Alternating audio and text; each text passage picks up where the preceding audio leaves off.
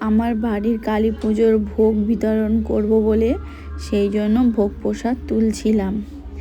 দেখো পুজো হয়ে গেছে, আমাদের তাড়াতাড়ি পুজো হয়ে যায়। অমাবস্যা পড়ার সঙ্গে সঙ্গেই প্রথম পুজো আমাদেরই হয়ে যায়, ঠাকুরমশাই করে দেয়। তারপরে আমরা এই যে দেখো সব প্রসাদ তোলা হচ্ছে, প্রসাদ তুলছি।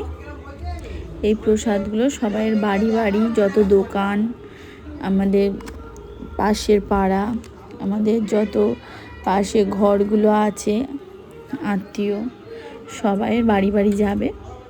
তাই পুজো হয়ে যাওয়ার সঙ্গে সঙ্গে আমরা এগুলো তোলা আরম্ভ করে দিই।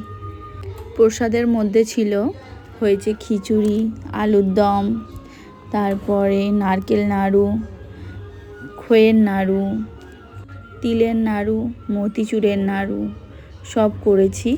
এরপর ভোগ বিতরণ করতে বেরোবো। টাটা।